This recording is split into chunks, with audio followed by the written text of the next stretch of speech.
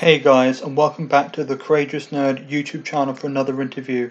I'm Connor, and joining me today is Tiffany Smith to chat all about her role as Andra in the new Netflix animated series Masters of the Universe Revelation, developed by Kevin Smith.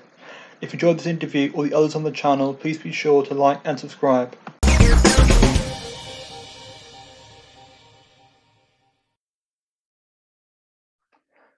So welcome, Tiffany. Thanks for taking the time to speak with me today. Yeah, thanks for having me. I'm excited to chat. For sure, and obviously, like you've been working professionally as an actress, like or a presenter for I guess several years. I suppose going back in time, like where did your interest in that area first start? So for me, I always had an interest in the entertainment industry, even when I was really little. Mm. But my parents, my parents are both academics. My mom was a teacher, and they were like, "You need to go to college. It's very important, and then you can kind of see what you want to do after that." But they were amazing in supporting me in the way of they were like, "Okay, well, what is something you could study where it's could help if you do go into entertainment, but also you could get a job more easily, a little more easily than the Mm-hmm. industry." So I studied broadcast journalism at Syracuse, which they have an Okay. incredible program at Newhouse, and I feel very fortunate that I got to go there. But I studied broadcast journalism and I minored in the music industry because at that time I thought I was going to be a singer, or like the goal was to be an MTV VJ. Right. Okay. So after that, I started working at a modeling agency. Actually, I was an assistant to agents, Mm. and I was too nervous to audition. I left college and I had a reel with like newscasting stuff that I'd done, but I was like, I don't know, I'm too scared to audition. But they started sending models that we would talk to out on auditions, and I was like, if they can do it, I think I can do this. Right. Um, and so I started submitting myself and started getting auditions and booking things, and I was like, okay, this is where my passion is. I'm gonna really give my all to it. And I love talking to people. I'm sure you can relate to that too, where it's like Mm-hmm. you just enjoy asking people questions and getting to know Yeah. people. And I moved a lot growing up, so I kind of think that's a part of it where I was always the new girl. Mm. So it's like, okay, how I know I'm always gonna have something in common with someone, so let's chat and figure out what it is. And that's kind of where I think the hosting and curious side of me is really engaged. Yeah. And I suppose maybe then just kind of like jumping forward in time in terms of like your career timeline. You're in the new Netflix animated series, and it's a bit of a mouthful trying to say it, Masters of the Universe Revelation. You got And yeah, yeah. it. I suppose like how would you describe like the premise and who you play and like the role your character plays in the show? So, Masters of the Universe Revelation is a continuation of the 80s cartoon that so many people loved, myself included. I Hmm. have the action figures, I watched Yeah. the show. So this is a continuation, and I really think, everybody involved with the show uh put their heart and soul into it. And I think that that comes across. So it reads for me as like a real love letter to the fans, myself being one of them. Hmm. And it's all of the things that you want from He-Man and Masters of the Universe. And Andra, I love her so much because the name comes from a character that was in the comics, but they didn't Right. really develop her a ton. So when Okay. they were like, we want to bring in a new character, they kind of thought, okay, let's honor the legacy and bring a name that people might know and develop that character. So that was where Andra came in. And I think she plays this entrance for the audience. She is excited about everything in Eternia. When she meets people, she's like, oh my gosh, it's He-Man, it's Skeletor, it's all these things. It's just like she gets to fangirl out in this world. Mm. But on top of that, what I love so much is that she's an engineer. She is a badass. She is willing to do anything to go on an adventure. And a big part of her is focused on family and loyalty. And I think that having all of those different layers is really cool in a character. And specifically for me, there have been, a couple Black characters and diverse characters in the old cartoon. Hmm. But this is the first character where it's female. She's really developed. She's one of the forefront characters. And being a kid growing up and watching cartoons, there wasn't a whole lot of, diversity that I saw, or where I could point to a character and be like, that person looks like me, or looks kind of like me, or I could see Hmm. myself there.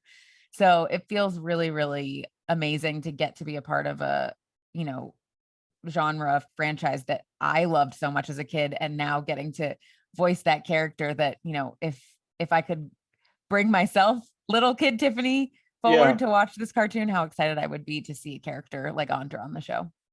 Yeah, and you're kind of mentioning like your own, like I guess, fanhood or like knowledge of He-Man, but do you think people who have never seen He-Man would be able to appreciate this show?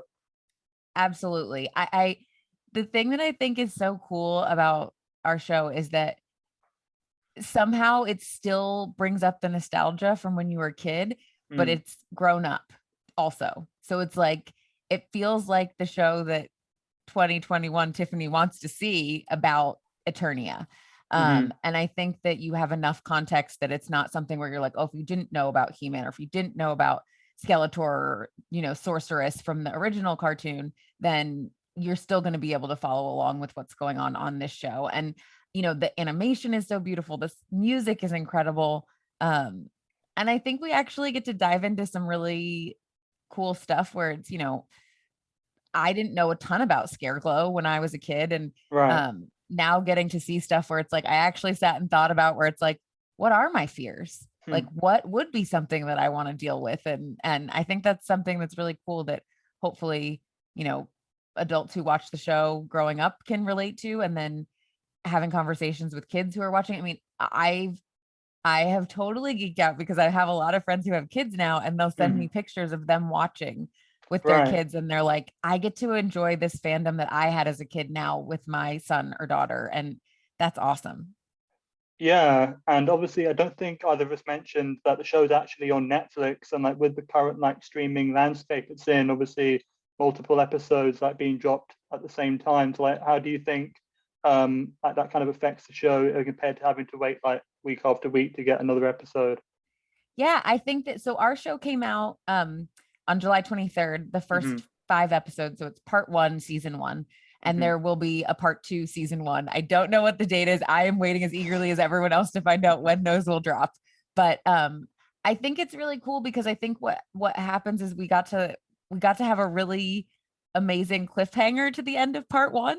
Right. And it gives people time to like sit with that. And I think a lot of times, when you get the whole season, I binge watch so much stuff. But a lot of times when you binge it, if there's a cliffhanger in the middle, it's like you almost forget about it because you get back to the end and you're like, wait, oh my gosh, that other thing totally happened. It's been really fun for me to have, friends and family and social media watch the first 5 episodes and then get to connect with everybody about those. And then the fact that we get to do it again, I'm so excited about that. Mm. Yeah, and obviously, like the show was developed by Kevin Smith, who's obviously, everyone knows, hugely successful filmmaker and an actor. And I suppose, I'm like, how was your experience of working with Kevin on this project?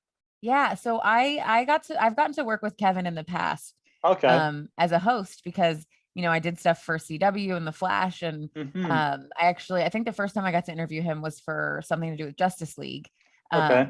And then he and I and Greg Grunberg hosted a show for AMC called Geeking Out for a while. So we had experience together as hosts. Sure. Sure. And so when this audition came up, I was like, oh, I don't want to say anything. I just want to audition and like see what happens. And so when I booked it, I was so excited because we did know each other. And I messaged him, was like, oh my gosh, I cannot wait to, work on this show with you.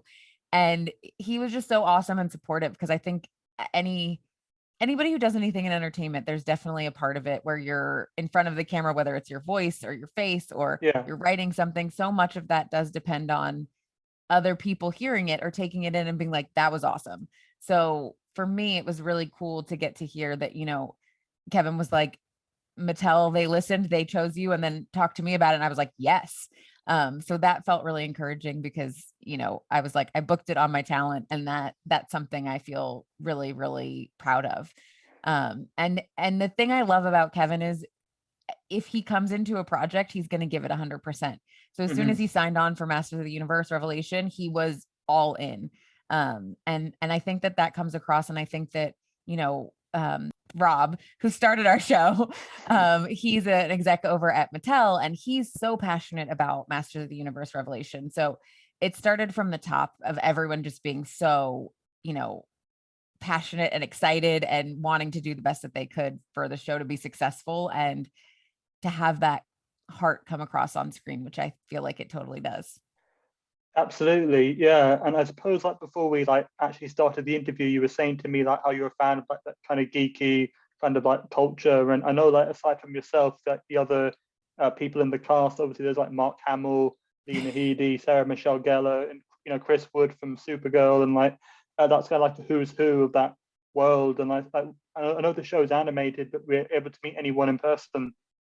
So this show, I mean, animation in general, a lot of times you don't get to meet other actors in Yeah. person. Hmm. But this one in particular, because we recorded during the pandemic, was a little bit harder even.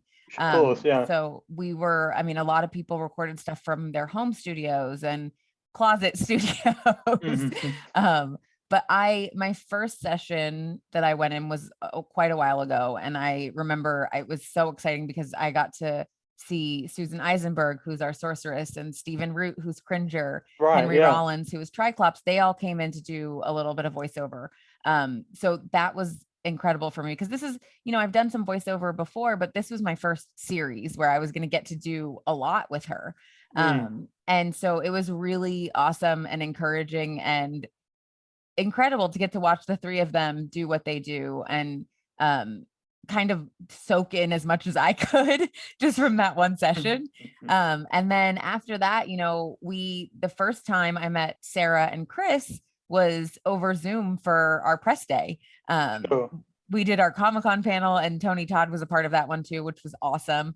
So yeah, our first time we met was like hours sitting in front of a screen and chatting with, each other and chatting with reporters, and it was great. And then after that, when the first, not the teaser, but when the first trailer came out, it was kind of a break in the craziness of the world. And so we all actually did get together, everyone who's in LA. And it was awesome because some of the animation directors from Powerhouse had come out to LA. And so we got to meet a lot of people that we hadn't, connected with in person and just like gush over each other about how awesome we thought the show was and how great everyone's performance or job on the show was. Yeah, and I know a lot of times just from like watching a lot of interviews myself, when people do like animated projects, they can kind of there's a lot of like I guess gushing about some of the natural advantages of doing that over like live action. Like, would you say you found the two experiences any different? I mean, obviously there are inherent differences in how they work, but like, how was your experience of doing a voiceover? Yeah. Voiceover and on camera, there are obviously some similarities because it's acting, but Mm. there are also a lot of differences. I love both of them. Mhm. There is something that's so cool about, being in the voiceover booth and not thinking about how does my face look when I'm saying this, or Yeah. how can I use my body to like make a noise come out or a voice come out that's different than what I might normally do. If my face was on camera or if there was a camera in my face. Yeah. So I think that there is a freedom there that's a little bit different than when you're in front of the camera. But the other part is that you have to think about certain things where it's like, if I'm on camera and I'm scared, I might put my hands up to my face, or if I'm excited, I might, do something, but you have to be careful with that stuff because it'll Hmm. pick it up on the mic. Or if I want to turn away, you can't do that because they need to get your clean audio. So there's a Yeah. lot of things that I learned where it's like, okay, this is a trick for me to remember here, or this is something I need to remember here. And it's like switching that, just flipping the switch when this is voiceover or this is on camera. But I absolutely love both because there is such a unique quality to both of them. And I think they both, like, the crossover helps both sides for me. Mm. Yeah, it's interesting because I never made that correlation until you started saying it. Because I guess for me, it's like a similar principle. Like these interviews are like audio only, and obviously not worrying about like your face or like gesticulating too much. And I guess I can kind of understand the like challenge of like making like trying to convey the atmosphere through your voice. I never made that connection until you started talking about that, but I can absolutely see like what you Yeah, mean. and I mean, the other part that's really cool is that, you do what you do as a voice actor in the booth, and then it's the animation directors and all of those people who take it to the next level. And that is something for me that just blew my mind because we would go in and record, and then when it got a little bit later, even for on camera stuff, you'll go back in and do ADR. So maybe it's, Hmm. for on camera, it's a piece of audio that there was like a wave crashing or something and they need you to re-say it. For voiceover, it may be, they added in an action or they added this here, or they need you to make a little like efforts noise here. And I just remember going in and doing a couple of lines, and the way I was talking, I did something with my hands where it was like I put them up and then I Yeah. looked up at the screen where they had the animatics, which is basically like close to, but not done, rough animation. Yeah. And Andra was doing the exact same thing. And I was Okay. like, did they watch me so long that they figured out what I was going to do in that Great moment? instincts. Or is it just that it's like, it was very meta. I was like, what is happening right now? But I think it speaks to how talented the animation studio is. They're so incredible. And like, I think right around the time when the trailer came out too was the announcement that Powerhouse was doing, a lot more stuff with Netflix. And I was like, obviously, because they're amazing. Yeah, for sure. And just kind of thinking like with the fields that you've gone into, like the acting and the hosting, like I would imagine it's very competitive to get into and like trying to establish yourself. So like for anyone who might be thinking of going into either one, is there anything, if there's anything maybe you think they should be aware of or have more understanding of before going into it? I think the first thing that for myself is if I could see myself being genuinely happy doing anything else, I would do that. Um, this industry, it's really hard. There's a lot of hard times. There's a lot of work.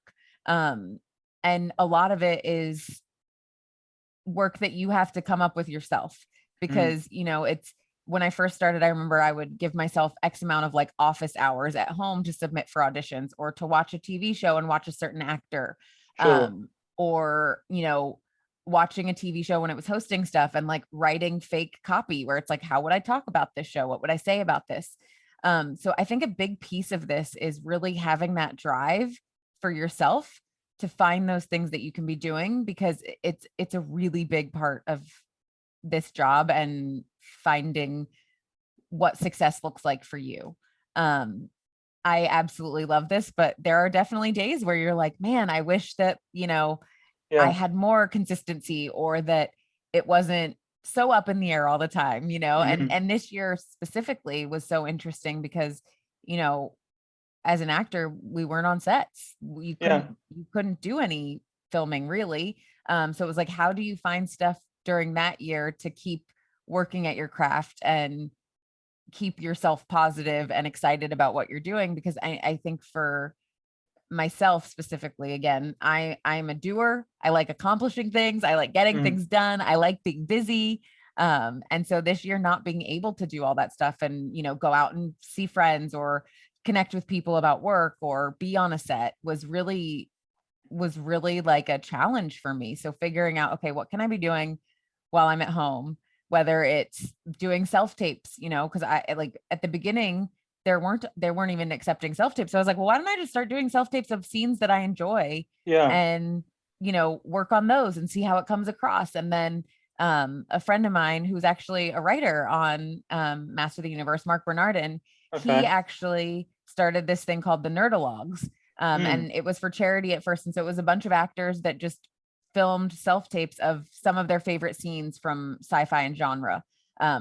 And I got to do one from The Matrix, and it was so awesome. And that was really where it was like, you saw everybody in the industry trying to find ways to support each other and put stuff out there. And then what's incredible is like Mark did the Nerdalogs, and then he did a Kickstarter that I'm so excited to get to be a part of. And he made the amount that he'd asked for in the first like less than 24 hours, I think. So yeah, I think that if you want to get into acting and voiceover, it's so important to know that you have the drive within yourself to push yourself every day. And the other piece of that I always tell people is don't be afraid to ask for advice and help from people, because if you are lucky enough to know people who do that job and you want to know more about it, that's like a great resource to connect with. After my first session, I had met Susan before because she voiced Wonder Woman and through doing all my hosting stuff at DC. But I reached out to her after we finished the session and I was like, hey, would you mind just having lunch with me and I can like pick your brain about working in voiceover? And she was incredible. She sat with me and we had lunch and we chatted. And I think she probably talked with me for like 2.5, 3 hours. Okay.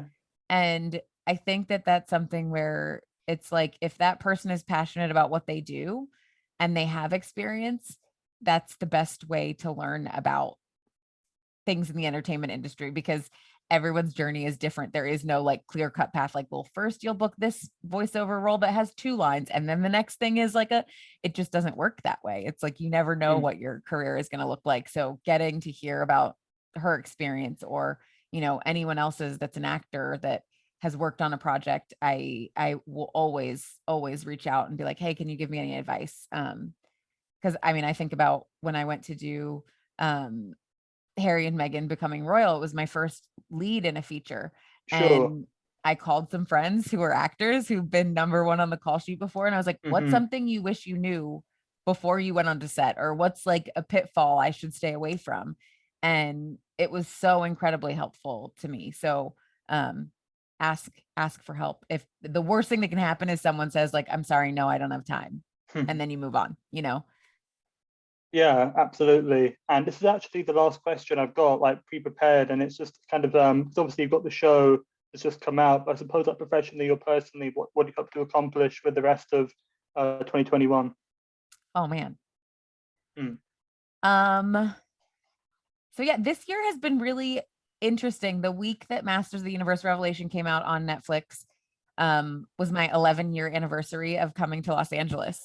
Oh, okay. Yeah, Okay. so it was incredible to kind of think about how far I've come in those 11 years and the things that I've accomplished, and that, you know, I get to be a part of this show that has such incredible talent, people that I've grown up watching and looking up to as actors.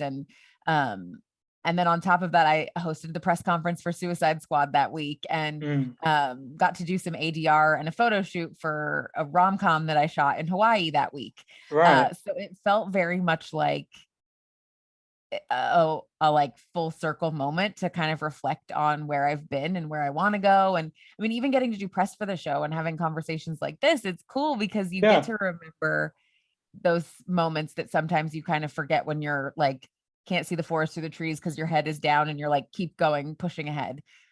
So for me, I think for the rest of this year, I just I want to keep I want to keep positive. I want to keep pushing forward, like I said. But I think that, you know, right now I'm working on pitching and producing some stuff. Hmm. And the goal for me for this year is that I book recurring on a series or a big role in a feature. And I guess just say then best of luck with those Thank endeavors, best you. of luck with the show, and I guess just to say like thanks for taking the time to chat, and all the best and stay safe. Thank you so much. And same to you. Thanks for chatting. And I look forward to talking to you again in the future.